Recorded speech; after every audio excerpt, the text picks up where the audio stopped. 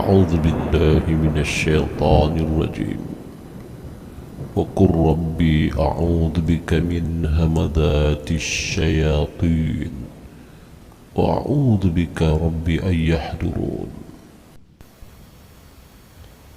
Dan katakanlah, wahai Tuhanku, aku berlindung kepadamu dari hasutan syaitan-syaitan, dan aku berlindung kepadamu, wahai Tuhanku, supaya syaitan-syaitan itu tidak menghampiriku. Assalamualaikum warahmatullahi wabarakatuh. Apa kabar para penonton sekalian? Tentunya anda sentiasa gembira, apalagi sekarang di hari yang mulia, yaitu Hari Raya Aidilfitri. Ya, maka sekali lagi saya mengucapkan selamat Hari Raya Aidilfitri. Saya rasa masih belum terlambat untuk mengucapkan selamat Hari Raya Aidilfitri kepada semua penonton yang menonton channel ini.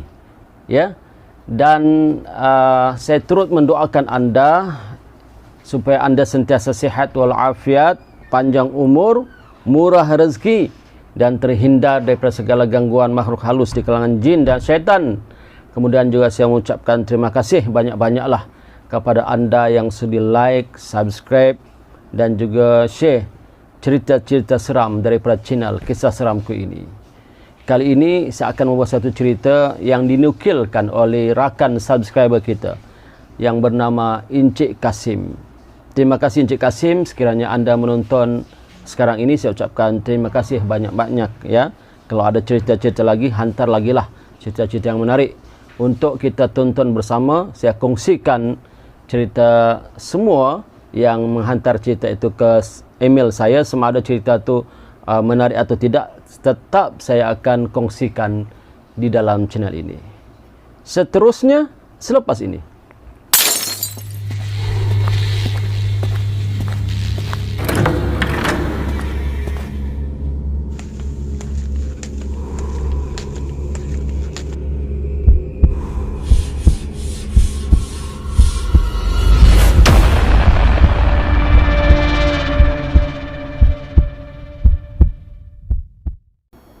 Maka pada malam itu, dalam suasana hujan yang sangat lebat, petir sambung menyambung, ya, bunyi guruh di langit, kilat sambung menyambung, yang menakutkan dengan bunyi yang begitu kuat sekali. Maka Kasim ini masih dalam keadaan termenung, duduk di sudut ruang tamu, memandang ke arah luar dari tingkap yang basah kena hujan itu. Sekejap dia bangun, dia pergi ke dapur, minum air segelas, duduk di kursi, termenung juga. Kemudian dia ke ruang tamu semula, melihat handsetnya, bertalu-talu call daripada tunangnya. Ada yang sempat diangkat dan ada yang tak sempat diangkat, bahkan mesej pun ada. "Bang," kata tunangnya, "bila abang nak datang ni? Ayah dah tunggu ni, keluarga semua dah tunggu ni. Ini rumah terbuka, bang. Inilah kesempatan abang untuk berkenalan dengan ahli keluarga kita." Dijawab oleh Kasim, "Tunggulah sayang, sebentar lagi." Kasim pun silap juga, tidak ingin terus terang kepada tunangnya suasana keadaan cuaca yang ada sekarang ni. Bukan Kasim tak nak pergi, dan bukan juga Kasim membatalkan hajatnya untuk pergi. Masalahnya Kasim sekarang tak ada kenderaan. Yang ada pun cuma sebiji motosikal. Itu sahajalah kenderaannya yang dia gunakan selama ni pergi ke tempat kerja, ulang alik dari kerja ke rumah. Takkanlah dia meredah hujan ribut yang begitu kuat ya untuk sampai ke rumah tunangnya. Pastilah dia basah, kuyup. Jadi dalam keadaan serba salah itu, Kasim berfikir-fikir, adalah kereta tapi bukan keretanya, kereta peninggalan arwah ayahnya yang terletak di tempat parking di bawah rumah. Tapi kereta itu bukanlah elok sangat. Kereta lama, kereta orang dulu-dulu, Datsun 120Y. Lebih kurang 40 tahun yang lalu kereta ni usianya. Risau juga Kasim nak bawa kereta tu. Bukan kereta tu tak boleh jalan, boleh. Tapi pernah Kasim bawa sekali kereta tu jalan, tiba-tiba di tengah jalan kereta tu mati. Tiba-tiba mati enjinnya. Tiba-tiba mati, begitu sajalah. Jadi Kasim takutlah dalam keadaan hujan lebat, ya, kilat sambung menyambung, tiba-tibalah kereta C20 peninggalan arwahnya itu mati di tengah jalan. Apa nak jadi? Itu yang dipikirkan oleh Kasim. Tapi kalau dia membatalkan untuk tak datang, bahaya juga, sebab ini adalah rumah tunangnya dan dia pun ingin nak berkenalan dengan lebih rapat dengan bakal bapa mertua, ibu mertua dan adik-beradik di kalangan tunangnya tu. Ya. Dalam keadaan begitu, pikir. Akhirnya Kasim nekat. Tak boleh jadi ni. Apapun aku tetap datang. Apapun aku tetap hadir ke program tu. Jadi tak jadi, rosak ke apakah, tak pedulilah. Apapun yang berlaku, saya tak pedulilah, kata Kasim. Maka akhirnya Kasim pergi ke lokal, mengambil kunci kereta peninggalan arwahnya itu, Datsun 120Y. Keretanya masih okey, cuma kadang-kadang pandai mati sendiri di tengah jalan. Maka Kasim pun startlah kereta tu yang lama tersadai di bawah. Ya, berkali-kali juga Kasim untuk start, dah banyak kali baru hidup. Tekan minyak, keluar asap putih. Kata Kasim, berdoa dalam hatinya, ya Allah, mudah-mudahanlah sampailah juga kereta ni ke rumah tu. Ya Allah, sampaikanlah aku ke rumah tunangku dalam keadaan yang baik, okey. Maka setelah enjin agak panas, minyak masih okey. Minyak ada separuh lagi, ya. Masih banyak. Sampailah, sebab rumah tunangnya pun tak jauh sangat, dalam lebih kurang 30 km daripada rumahnya. Cuma terpaksa melalui jalan yang berliku, mendaki bukit, turun bukit, jalan yang berliku, dan ada setengah jalan tu ada gravel, dan melalui satu jalan ya berhampiran dengan tanah perkuburan. Itu saja. Alhamdulillah, kereta peringkat awal berjalan dengan baik, cantik, tenang. Tapi dalam masa sama Ramli pula. Dalam masa sama Kasim ni berdebar-debar hatinya. Berdebar-debar hati Kasim dalam masa sama. Tengah-tengah mandu tu tawakalnya bukan main lah. Minta tolong pada Allah supaya tidak berlaku apa-apalah. Maklumlah kereta lama kan. Tetapi tiba-tiba saja bila kereta itu mendaki bukit untuk masuk ke seliku yang seterusnya, dah tak jauh dari rumah tunangnya, lebih kurang 15 km begitu. Artinya di pertengahan jalan, tiba-tiba kereta itu tak boleh mendaki bukit, enjinnya tiba-tiba terhenti. Dalam keadaan agak panik, maka kereta itu pun mundur ke belakang, mundur dipakingkan elok-elok di dekat kawasan tanah perkuburan. Masya Allah, kata Kasim, menambahkan ketakutan Kasim lagi. Betul-betul di kawasan dekat tanah perkuburan kereta itu parking. Alah, kata Kasim, meragam naik kereta ni, macam mana ni ya? Aduh, sekarang dah pukul 8.30 malam, macam mana ni? Tak ada pula orang lalu lalang sini. Kalau ada, bolehlah Kasim tahan ke minta pertolongan. Tak ada. Tunggulah Kasim dalam 10 minit, tak ada juga kereta yang lalu lalang. Akhirnya Kasim call tunangnya, ceritakan segala-galanya. Yang keretanya mati di tengah jalan, tersadai betul-betul dekat tanah perkuburan. Maka kata tunangnya, abang tunggu sekejap bang, saya akan carikan abang mekanik lah, kalau boleh abang tunggu situ. InsyaAllah nanti kalau dah dapat mekanik itu, nanti saya suruh datang ke tempat abang ni, abang share lokasi lah. Ya okey, dia kata Kasim ini. Maka Kasim pun share lokasi ke tunangnya ni, tempat kedudukannya di mana. Tak lama kemudian datanglah dua orang laki-laki membawa lampu pelitah minyak tanah. Lampu pelitah minyak tanah dengan payung hitam, berbaju hitam. Dua orang laki-laki. Datang dua orang laki-laki sayup-sayup daripada hujung sana, berpakaian hitam, ya, payung hitam, dan membawa pelita minyak tanah. Mendekati, perlahan-lahan mendekati kepada Kasim. Ya, sampai dekat kereta Kasim, terus laki-laki dua orang itu kata buka, tanpa memberi salam ke, tanpa menyapa ke, tanpa bertanya ke, tak ada apa-apa. Sepatutnya kalau orang datang mesti Assalamualaikum, mana rosak ni cik, tak ada. Datang depan kereta Kasim, katanya buka. Maka Kasim pun dalam keadaan agak hairan, membukalah bonit di depan tu, buka. Maka dua orang laki-laki tadi yang berpakaian baju hitam, serba hitam ni pun bertukang lah. Kasim pun dalam keadaan serba salah. Kasim duduk di dalam kenderaan sebab hujan lebat. Kasim tak bawa payung.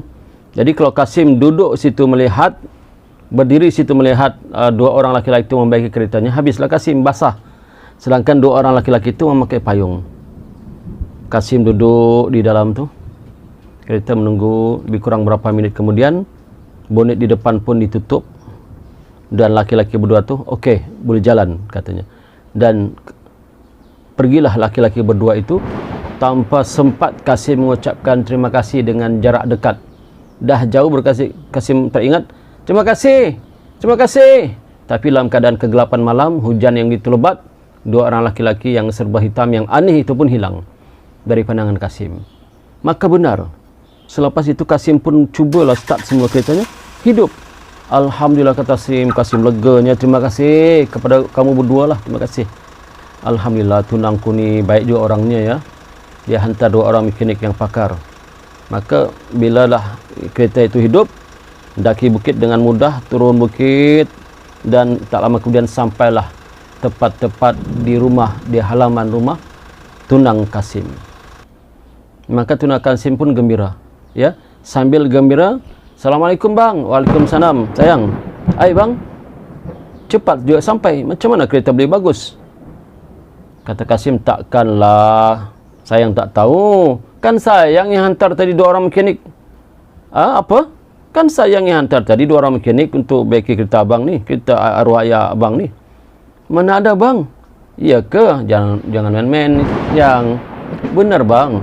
Tadi ayang pun nak telefon abang ni, nak bagi tahu tak jumpalah mekanik, sebab ayang dah call mekanik tu banyak kali, tapi tak ada seorang pun yang sanggup datang dalam hujan-hujan yang lebat ni. Tak ada. Dia kata kalau nak pun baiki esok pagilah. Ni malam ni diorang tak nak datang, lagi pun hujan lebat. Iya ke? Iya bang. Jadi siapa yang datang tadi ke tempat abang ya?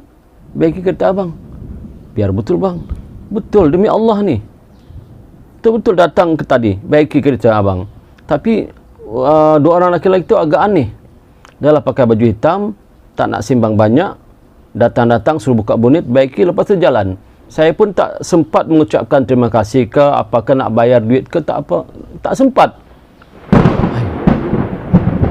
Pelik ya bang, pelik sungguh. Tiba-tiba dalam keadaan mereka, dalam keadaan hairan, tunangnya dengan Kasim dalam keadaan macam, yalah hairan, dan peristiwa tu tiba-tiba datanglah ayah tunang Kasim ni. Masuklah, apalagi tercegat di luar tu, hujan lebat ni, masuk. Maka mereka pun masuk sambil bersalaman dengan keluarga tunang ini, dengan bakal bapa mentua, bakal ibu mentua, dan ialah keluarga sebelah tunang ni. Dan sambil tu Kasim pun duduklah dalam keadaan mukanya yang agak pucat dan basah sikit kena hujan, duduk sambil minum kopi panas, makan kuih-kuih raya tu. Kemudian tunangnya pun duduk, bang, apa yang abang tadi tu, abang serius ke atau abang gurau ni? Betul lah sayang, abang tak gurau, abang serius. Benar, tadi ada dua orang laki-laki datang ke tempat abang, tak banyak cakap, tak banyak bicara, terus baiki kereta abang. Dan alhamdulillah lepas tu okey. Ya Allah, kata tunang Kasim, ini macam pertolongan Tuhan ni. Pertolongan Tuhan tu, pertolongan Tuhan jugalah, tapi peliklah laki-laki tu siapa? Tak apalah, kata tunangnya, kita jangan fikirlah bang, nanti kita sakit ni bang. Tak payah fikirlah. Selesai dah Kasim makan, minum, bersalaman dengan ahli keluarga tunangnya. Tiba-tiba Kasim pun ingin memohon minta diri. Ya, katanya pada tunang, yang abang nak minta diri lah. Jam pun dah pukul 11 malam ni. Makcik, dia salam semua. dan keluarlah Kasim, dilihat oleh tunangnya, ya, pergi ke kenderaan, ya. Dah bila kereta itu dah mula berjalan, tiba-tiba tunangnya perasan pula ada seperti seorang di belakang, ada seperti seseorang duduk di kursi belakang kenderaan Kasim ni. Penglihatan tunang Kasim. Kemudian tunang Kasim pun call Kasim. Bila call, bunyi deringan itu kedengaran di dalam ruang tamu, tertinggal pula handset di atas meja. Masya Allah, macam mana nak hubungi abang ni? Handset tertinggal. Ayah, kata tunang Kasim. Tolong ayah, kita kejar abang. Kenapa? Abang tertinggal handset ni. Alah, kata ayah tunang Kasim, sebentarlah. Setakat tertinggal handset tu tak apa. Esok-esok pun boleh hantar. Ni hujan lebat ni. Alah, tolonglah ayah. Tunang Kasim ni pun tak nak cerita apa yang berlaku, apa yang dilihat oleh ulinya dan tadi di belakang kenderaan Kasim itu pada ayahnya. Ya, cuba dia terus terang pada ayahnya. Mungkin ayahnya akan kejar Kasim malam tu juga. Kata ayah, nantilah dulu, lagipun ada 1-2 orang makcik kamu tak pulang lagi, tunggulah dia pulang, barulah kita kejar Kasim. Aduh, tunangnya pun bersalah, macam mana? Ya, tak lama kemudian makcik tunang Kasim ni pun mulalah beredar pulang dan tetamu semua sudah tidak ada. Barulah sekali lagi tunang Kasim panggil ayah, ayah jom. Ayalah, kata ayah. Ayah pun start kereta, kejar Kasim. Kejar, perlahan nampak di hujung, betul. Kelihatanlah. Sebab kenderaan Kasim ni pun tak laju, ya, kereta lama tak laju. Dapat dikejar oleh ayah tunang Kasim ini. Ya. Tiba-tiba ayah tunang Kasim terkejut. Kamu nampak tak di belakang kenderaan Kasim tu ada 2 orang makhluk? Ada 2 orang lelaki macam seperti laki-laki lah duduk. Itulah ayah, itulah sebenarnya yang ayah nak beritahu ayah tadi. Alah, kenapa tak beritahu awal? Kita takut tu pencuri ke, perompak ke, apakah? Ni kali terus teranglah dengan ayah. Maka mereka pun kejar. Bila masuk Seleko, ya, masuk Seleko, ada Seleko dekat bukit tu, kereta itu hilang kereta Kasim daripada pandangan tunang Kasim, dan ayah tunang Kasim tu hilang daripada pandangan mereka. Mana kereta tu? Kata ayah tunang Kasim, tak tahu lah, tadi nampak ada. Inilah macam ni. Maka mereka pun terus kejar. Rupa-rupanya kereta tu dah sampai ke rumah Kasim. Laju sangat pula kereta ni, kata ayah tunang Kasim. Laju sangatlah, apa kereta ni dipakai? Turbo ke apa jenis ni? Sampai di rumah, Kasim dah di atas rumah. Kemudian baru sampai tunang Kasim dan ayah tunang Kasim. Beri salam, Assalamualaikum bang. Waalaikumsalam. Ayang, kenapa datang ni? Ni ayah pun datang ni. Kenapa? Ni tak ada apa-apa bang, cuma nak bagi abang punya handphone ni, tertinggal tadi. Bang, handphone ni penting ni bang. Iya kan? Allah, terima kasih banyaklah, susah-susah hantar handphone. Terima kasih pakcik, susah-susah pula ya, hujan-hujan lebat ni hantar handphone. Tak apa nak, tapi ayah nak tanya. Masuklah dulu ayah, kalau macam tu masuk dulu. Maka mereka pun masuk. Begini, tadi waktu Kasim bawa kereta, Kasim perasan tak ada orang ikut Kasim. Ikut dari mana pakcik? Ikut dari dalam kenderaan, duduk di belakang kenderaan tu. Iya. Saya tak perasan pula pakcik. Benar, saya dan ni tunang kamu ni nampak. Seperti ada 2 orang lelaki lah duduk situ. Duduk di belakang kenderaan tu. Iya ke? Iya. Demi Allah ni, kata ayah tunang Kasim ini menceritakan hal yang sebenar. Pelik juga ya. Macam-macam lah kamu Kasim, kata ayah tunang Kasim. Tak apalah, kami balik dulu. Nanti besok kita simbang-simbang lagi ya. InsyaAllah pakcik, insyaAllah. Terima kasihlah kerana sudah datang ke rumah ni. Terima kasih. Yang malam itu sekali lagi Kasim duduk di ruang tamu dalam keadaan terpingga-pingga, termenung, berfikir apa benda tu. Takkanlah tunang Kasim berbohong dan takkanlah ayah tunang Kasim berbohong. Apa yang mereka lihat? Apa sebab lah? Tak apalah, besok pagi saya jumpa nenek saya lah. Ya, saya jumpa nenek saya, ceritakan apa yang berlaku. Maka besok paginya selepas sarapan pagi terus Encik Kasim jumpa neneknya. Ya, ziarah neneknya, ceritakan apa yang berlaku. Setelah Kasim ceritakan dari A sampai Z apa yang berlaku, barulah neneknya ceritakan, Kasim, sebenarnya apa yang kamu lihat itu, dua orang lelaki, makhluk lelaki yang berbaju hitam itu, yang kamu lihat itu, makhluk itu adalah makhluk peliharaan ayah kamu dulu. Ayah kamu dulu ada memelihara makhluk yang dikatakan hantu raya. Apa, Nek? Ya, nenek kata hantu raya, belaan ayah kamu. Jadi pada pandangan nenek, laki-laki yang tolong kamu membaiki kenderaan itu adalah laki-laki belaan ayah kamu. Bila mereka nampak kereta tuan mereka rosak, maka mereka baiki. Dan bila Kasim pulang ke rumah, mereka temankan Kasim untuk sampai ke rumah. Tetapi yang bagusnya, belaan ayah kamu ini dia tak ganggu keluarga tuannya. Iya ke, Nek? Iya, Kasim. Tapi Kasim janganlah terlampau risau sangat perkara itu. Biarkanlah benda itu berlalu. Ya.